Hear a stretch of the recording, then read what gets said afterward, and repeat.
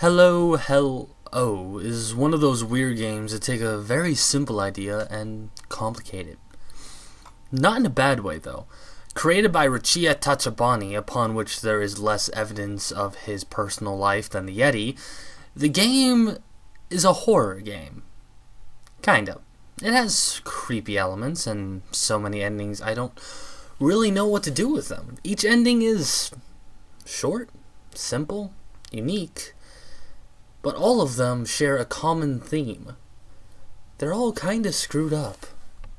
When you first boot up the game, all you will see in front of you is a black screen with the words Hello, Hell-O in front of you. Then you can choose to either pick I know or See you later, which literally exits you out of the program. The storyline of this is confusing at first, however, because you really don't know anything about your character. You don't know their name. You don't know what they're gonna do. You barely know what they look like. But after a while of playing, you start to figure little things out, which I personally like. After a while of playing the game, you'll start to piece things together. Like, for example, the character's name is Kazuki, and the thing that's haunting him is Akiri, his dead girlfriend. You're in Kazuki's apartment, and some weird things are happening. Teddy bears are dying. You are dying quite frequently.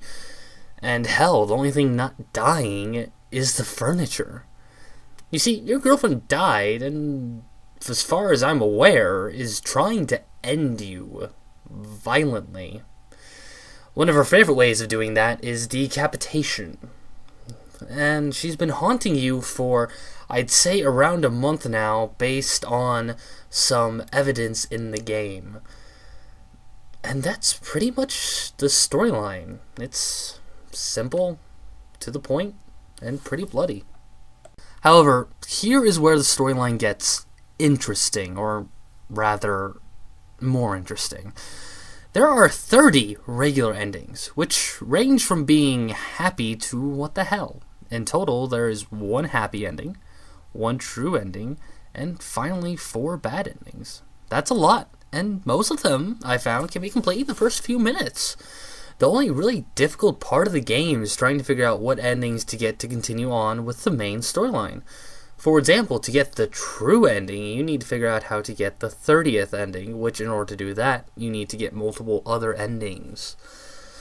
Which, after a lot of trial and error, can really just piss you off and make you not want to play the game.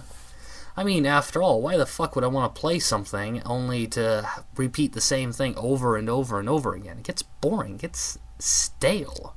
The gameplay is simple. All you do is walk around with the arrow keys, press C to investigate objects, and hold shift to sprint, which you use quite a bit. Pretty simple until you start looking around and seeing what items you can mess with at the time. Some items you just can't touch, or you can't look at, or it'll just say you don't feel like reading, or whatever. But then later on, suddenly you can. It's simple, but it does keep you interested in what items work and what items don't work at the time, and how you can use that to get the different endings. The graphics of the game is very retro, and what I mean by that is that they feel like a Pokemon Ruby.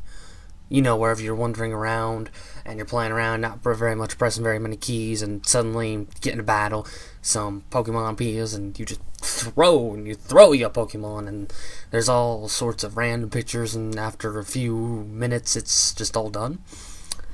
It's like that, except for with a bit of a creepy feel to it, which feels like it belongs in the game. Again, the storyline makes it feel like it belongs, which is kind of difficult for a video game to do, to make the graphics feel like they belong in the story. This game is worth your time to play. If you feel like you've got an hour or two to kill, then go ahead, download it, and go crazy. It's fun to play with a bit of a mystery, and while the multiple endings can get annoying, at the same time, it's something that's needed for the game to be interesting. And it's also something I haven't seen before.